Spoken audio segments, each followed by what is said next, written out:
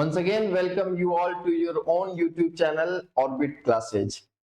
आज हम लोग एक बड़ा छोटा, बड़ा आसान और बड़ा मजेदार टॉपिक पढ़ने जा रहे हैं। ये टॉपिक जिसका नाम है quantization of charge, class 10th में भी पूछे जाते हैं और क्लास 12th में भी पूछे जाते हैं। आइए आज की वीडियो में हम लोग क्वांटाइजेशन ऑफ चार्ज को खूब बढ़िया से समझते हैं।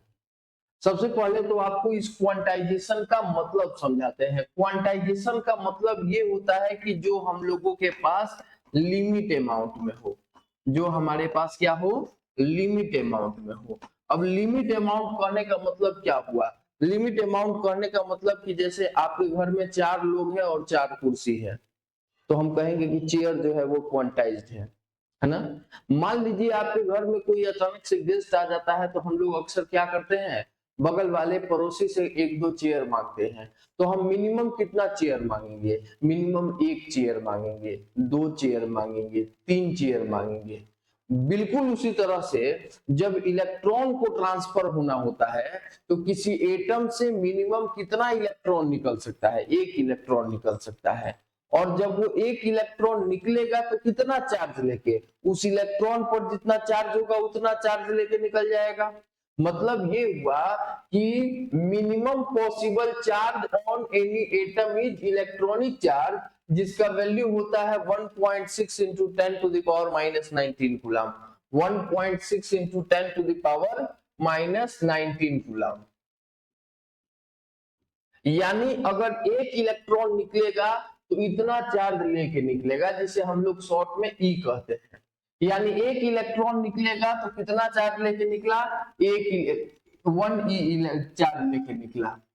जिस एटम से निकला उस एटम पे +1 ई, और जिस एटम में एंटर किया उस पे -1 ई, है ना। 2 अगर निकला तो +-2 ई, 3 निकला तो +-3 ई, उसी तरह से अगर n निकला तो +-n ई। और यही बात क्वांटाइजेशन ऑफ चार्ज बता रहा है। क्या कह रहा है कि the charge on any atom, किसी एटम पर एग्जिस्ट होने वाला चार्ज, किसी एटम पर मिनिमम कितना चार्ज आ सकता है? तो कहता है कि the charge on any atom is always in the form of integral multiple of electronic charge. कितना चार्ज एटम पर आ सकता है? तो हमेशा जितना भी चार्ज होगा वो इलेक्ट्रॉनिक चार्ज के इंटीग्रल मल्टीपल के फॉर्म में होगा। इलेक्ट्रॉनिक चार्ज के इंटीग्रल मल्टीपल। इलेक्ट्रॉनिक चार्ज का वैल्यू हमने आपको यहाँ बता रखा है 1.6 into 10 to the power minus 19 coulomb.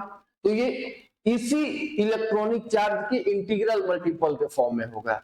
+-1 ई, +-2 ई, +-3 ई, +-4 ई, ऐसे करके +-n ई। यानी चार्ज का जो वैल्यू होगा वो q is equal to +-n e के फॉर्म में होगा, जहां q के विषय में कहा गया कि q इज व्हाट?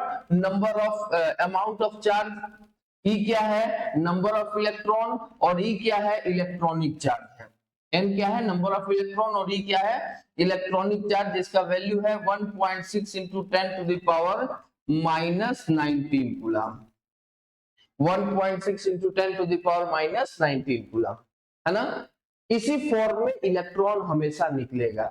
सवाल इससे छोटे छोटे सवाल पूछे जाते हैं ऑब्जेक्टिव में, 12th ऑब्जेक्टिव में पूछा जाता है, क्लास 10th में भी पूछा जाता है। आइए 1-2 सवाल करा के इस टॉपिक को एकदम क्लियर कर देते हैं। जैसे पहला सवाल आपके सामने ये रहा, जिसमें पूछा गया है कि फ्रॉम अ न्यूट्रल बॉडी, किसी न्यूट्रल बॉडी से 10 to the power 6 electron are removed, किसी 10 to the power 6 electron remove हो रहा है। यानी यहाँ नंबर ऑफ इलेक्ट्रॉन दे दिया 10 to the power 6। अच्छा, एटम से रिमूव हो रहा है। याद रखेंगे, अगर एटम से इलेक्ट्रॉन निकलेगा तो एटम पर पॉजिटिव चार्ज, और जिस एटम में इलेक्ट्रॉन इंटर करेगा उस एटम में वह एटम निगेटिवली चार्ज हो जाएगा। तो कह रहा है कि from a neutral body 10 to the power 6 electron are remove. 10 to the power 6 electron remove हो रहा है, निकल रहा है। मतलब जिस एटम से निकल रहा है उस एटम पर कैसा चार्ज रहेगा? पॉजिटिव चार्ज रहेगा। Calculate the charge on the body. तो n का वैल्यू 10 to the power 6 दे दिया। E का वैल्यू आपको पता ही होता है 1.6 into 10 to the power minus 19 coulomb. और Q का वैल्यू निकालना है, Q is equal to n ई।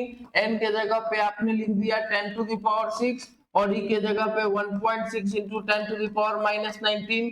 जब आप इसे सॉल्व करेंगे तो 1.6 into 10 to the power minus 19 और इंटू 10 टू द पावर 6, आपको पता है बेस सेम रहता है तो पावर को ऐड कर दिया जाता है, यहाँ 10 to the power minus 3 13 coulomb हो जाएगा।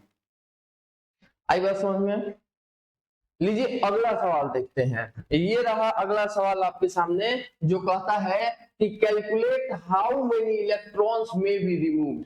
कैलकुलेट हाउ मेनी इलेक्ट्रॉन, कितने इलेक्ट्रॉन को रिमूव किया जाए सो दैट इट में अ चार्ज ऑफ 1 कूलम, जिससे कि बॉडी के पास चार्ज कितना हो जाएगा 1 कूलम का चार्ज।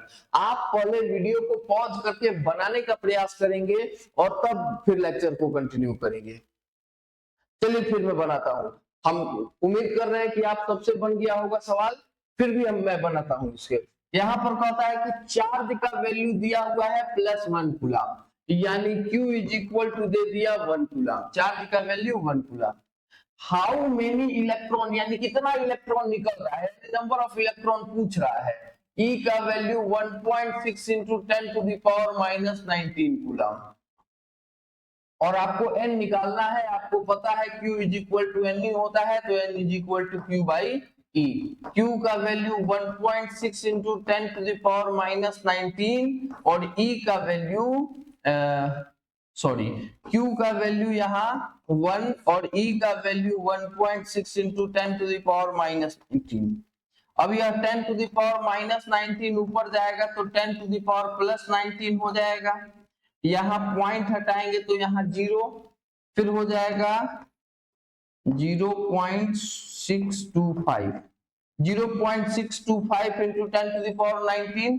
अब ये पॉइंट जब इधर लेके आएंगे तो 6.25 into 10 to the power 18 electron answer. ये दो सवाल से हमें उम्मीद है कि आपने क्वांटाइजेशन ऑफ चार्ज सीख लिया होगा।